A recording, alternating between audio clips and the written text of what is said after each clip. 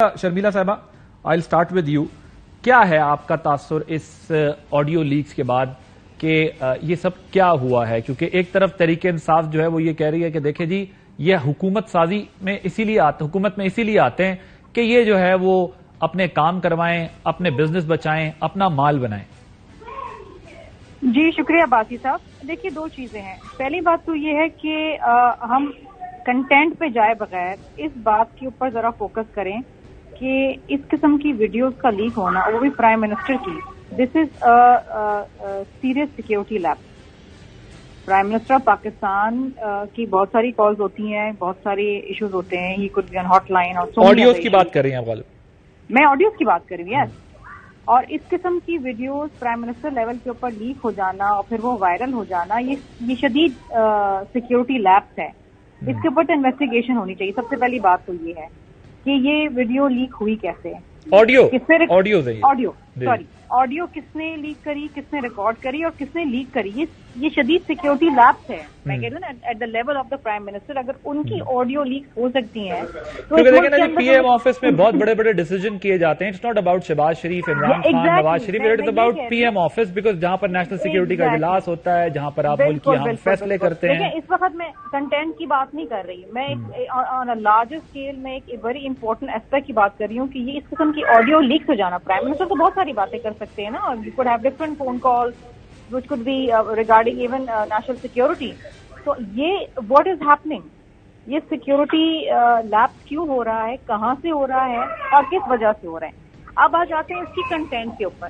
دیکھیے I really don't know کہ of course اس کے اوپر کرٹیسزم تو ڈیفینیٹلی آئے گی کہ ایک ہی خاندان کے لوگ ہیں، پھر داماد ہیں، پھر یہ پاور پلانٹ کی بات ہو رہی ہے.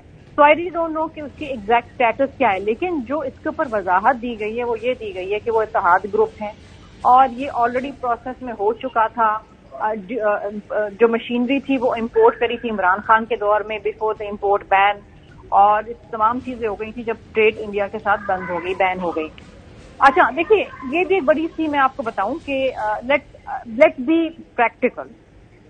آپ اگر حکومت میں نہ بھی، اگر یہ پرائم منسٹر نہ ہوتے، مریم نواز ان کی بھتیجی نہ ہوتی، وہ ان کا داماد نہ، تو بھی دیکھیں ہم بہت سے لوگ بزنس مین ہیں، پالیٹیشینز ہیں، ایون جنرل لوگ اپنے کام کروانے کے لیے سفارشیں استعمال کرتے ہیں. اگر کوئی یہ کہتا ہے کہ سفارشیں استعمال نہیں ہوتی ہیں تو وہ جھوٹ کہہ رہا ہے. تو ڈیفینیٹلی آپ کانٹیکٹ یوز کرتے ہیں. اب ان کا contact definitely prime minister level, one family.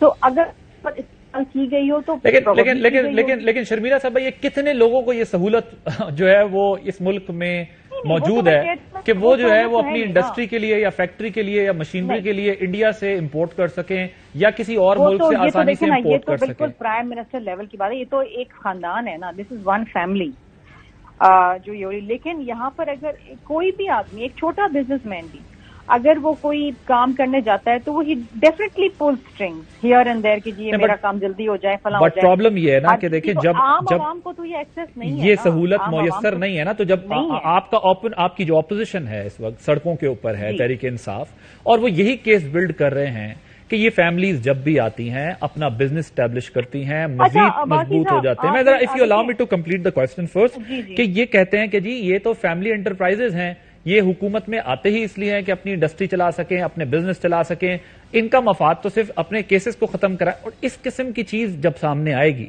تو ڈیفینیٹلی آپ اس کا کوئی ڈیفینس نہیں ڈھونڈ سکیں گے. آپ یہ بات اور اسٹیبلش ہوگی. میں اس پہ تو ڈیفینس کر ہی نہیں رہی ہوں، لیکن میں ایک حقیقت بیان کر رہی ہوں کہ اس ملک میں جہاں یہ سب کچھ ہوتا ہے. آپ یہ کہہ رہی ہیں کہ اس ملک کی ریالٹی ہے کہ جو بھی پاور میں ہوتا ہے وہ پاور کا استعمال کرتا ہے، اختیارات کا استعمال کرتا ہے، سفارشیں لگاتا ہے. پاور میں نہ بھی ہونا تو آپ جب کوئی بھی کام کرتے ہیں یا جہاں آپ کو سفارش کی ضرورت ہوتی ہے تو آپ ضرور ڈھونڈتے ہیں اپنے کانٹیکٹ میں کیا میں کس کو کیسے کروں. اچھا دوسری آپ نے فاروق حبیب صاحب بات کی نا، ون سیکنڈ، اپوزیشن کی جو آپ نے بات کی بڑی مزیدار کی.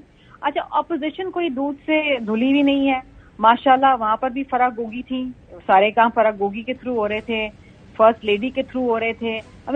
وہ بھی آڈیو ٹیپس آپ کے سامنے ہیں، وہ بھی تمام چیزیں آپ کے سامنے کس طریقے سے، یہاں تک کہ پوسٹنگ اینڈ ٹرانسفر بھی ہوتے تھے پنجاب کے اندر. تو آپ مجھے بتائیں وہ اگر آج اگر کس منہ میں ذرا اس کا جواب لے لوں نا جی. فاروق حبیب صاحب کی طرف میں جواب لے لیتا ہوں. اب دیکھیں اس میں یہی بحث ہو رہی ہے.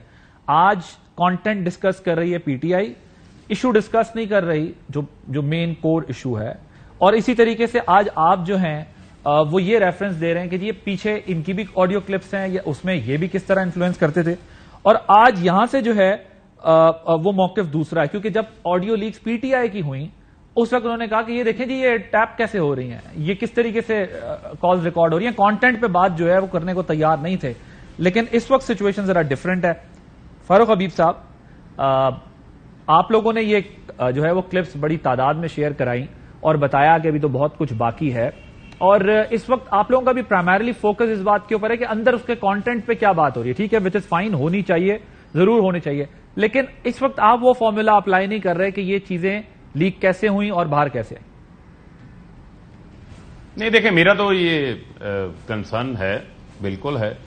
اگر ایک پرائم منسٹر ہے, گو کہ وہ امپورٹڈ پرائم منسٹر ہے, ان کے اوپر ہم تنقید بھی کرتے ہیں. میں تو ان کو نالائق اعظم کہتا ہوں جو 5 مہینے کی ان کی کارکردگی ہے, لیکن یہ سیکیورٹی بریچ ہے اور وہ موجودہ پرائم منسٹر ہیں. تو یہ سیکیورٹی بریچ جو ہے وہ کس اینڈ کے اوپر ہوا ہے, اس کے اوپر کون لوگ ذمہ داران ہیں, ان کے خلاف کیا کارروائی کی گئی ہے, یہ تمام چیزیں جو ہیں وہ سامنے آنی چاہیے. لیکن جب چیز کوئی پبلک ہو جاتی ہے اور وہ اتنی وائرل ہو جائے کہ وہ زبان زد عام ہو جائے, تو اس میں کچھ چیزیں ایسی ہیں جو کہ ری انفورس ہو رہی ہیں. یعنی کہ یہ ایک اسٹیبلش فیکٹ ہے کہ شریف خاندان جب بھی اقتدار میں آیا انہوں نے اپنے اقتدار کو, اپنی پاور کو, اپنی طاقت کو اپنے ذاتی کاروبار کو پروان چڑھانے کے لیے استعمال کیا. یہ ایک اسٹیبلش فیکٹ ہے, لیکن اس سے پھر ری انفورس ہوا کہ یہ سدھرے نہیں ہیں. یہ اب بھی اقتدار میں آئے ہیں تو یہ سفارشیں کر رہے ہیں کہ ہمارے جو پلانٹس ہیں وہ بھارت سے آنے ہیں, جس بھارت کے ساتھ ہم نے تجارت کے اوپر پابندی لگائی ہوئی ہے, اور کس طریقے سے جو ہے وہ اپنے چچا کو پریشرائز کیا جا رہا ہے کہ جو ان کے داماد ہیں ان کا جو انڈسٹریل پلانٹ آنا ہے اس کو لانے کی جو ہے وہ اجازت دے دی جائے, اور تاکہ ان کا پلانٹ آ جائے, تاکہ کشمیر کا ایشو بھی پیچھے چلا جائے اور جو ہم نے پاکستان نے سٹینڈ دیا ہوا ہے وہ بھی پیچھے چلا جائے. اس کے علاوہ یہ بھی ایک چیز اسٹیبلش فیکٹ ہو گئی کہ نواز شریف جو کہ سزا یافتہ ہیں, عدالتی بھگوڑے ہیں, ملک میں کرپشن کی بنیاد پر ان کو سزا ہوئی, ایک 50 روپے کے سٹامپ پیپر جمع کروا کر وہ بغیر کوئی گارنٹی جو کہ ہم نے کوئی 3-4 ارب روپے کی شکل میں مانگی تھی وہ جمع کروانے کی بجائے 50 روپے کا سٹامپ پیپر جمع کروا کے پچھلے 3-3.5 سال سے ملک سے فرار ہیں. وہ بیٹھ کے فیصلے کر رہے ہیں وہاں پر. قاسم سوری 130 استعفے قبول کر لیتے ہیں, الیکشن کمیشن نشستوں کو خالی نوٹیفائی نہیں کرتا, لیکن جیسے ہی رانا ثناء کو ٹاسک ملتا ہے, اس آڈیو لیک میں آیا ہے, شہباز شریف بھی موجود ہیں, یاز صادق بھی موجود ہیں, اعظم نذیر تارڑ بھی موجود ہیں, رانا ثناء کو ٹاسک ملتا ہے وہ 11 حلقوں کے استعفے بھی منظور ہو جاتے ہیں, 9 جنرل نشستوں کے اوپر انتخابی شیڈول بھی آ جاتا ہے. اب اس کے اوپر الیکشن کمیشن بھی, ہم تو بار بار کہتے ہیں کہ ریزائن کر دیں, وہ بہت زیادہ متنازع ہو چکے ہوئے ہیں, ان کے اوپر بھی سوالات اٹھنے شروع ہو گئے ہیں. تو ہمارا تحقیقات بھی یہ کریں, یہ ان کا کام ہے, ہم نے نہیں روکا. ہماری اگر کوئی چیز نکلی ہے, اگر کوئی چیز ٹیپ ہوا فون, وہ ہمارے آفس کے بعد ٹیپ ہوا. تو جب شروع ہوگا الیکشن کمیشن کا کام, جب شروع ہوگا, جب استعفے اس میں نہیں وہ کر سکتے جب تک الیکشن کمیشن کے پاس استعفے منظور ہو کے نہیں جائیں گے, اس وقت تک نہیں عادل, میری صرف عرض سن لینا, تھوڑا فرق ہے. میں صرف آپ کو یہ واضح کرنا چاہتا ہوں میں کیوں یہ بات کر رہا ہوں.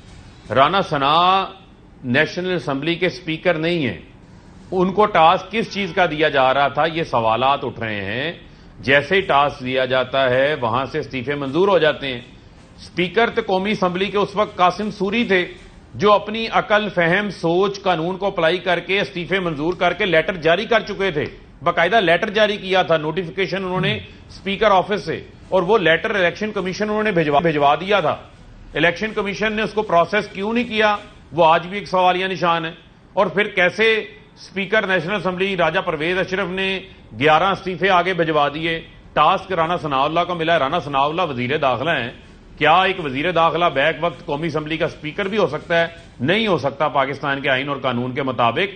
تو یہ جو ٹاسک ملتے ہیں, یہ ٹاسک انہی لوگوں کو ملتے ہیں جن لوگوں کے رابطے ہوتے ہیں, جو پھر جا کے اداروں میں بیٹھ کے عمل درآمد کرواتے ہیں, اور یہ اس آڈیو لیک سے سامنے بھی آ گیا ہے. مسئلہ یہ ہے کہ ہمارے ہاں, ہماری جمہوریت میں یہ تمام باتیں اپوزیشن میں تو سب کرتے ہیں, لیکن حکومت میں آنے کے بعد جو ہے وہ ہمارے ہاں اسپیکر بھی جو ہے وہ اپنی پارٹی کی لائن پہ چل رہے ہوتے ہیں, ہمارے ہاں صدور بھی پارٹی کی لائن پہ چل رہے ہوتے ہیں, پارٹیز کو جو ہے وہ ڈیفینڈ کرتے نظر آ رہے ہوتے ہیں, اور اسی طرح یہ اگر آج کر رہے ہیں تو ماضی میں آپ کے اسپیکرز کے اوپر بھی یہ تنقید ہوتی رہی ہے کہ وہ جو ہے وہ پارلیمنٹ کے اسپیکر نہیں بنے ہوئے بٹ پارٹی کے جو ہے وہ اسپوکس پرسن بنے ہوئے. یہ تنقید تو ہوتی ہے. کامران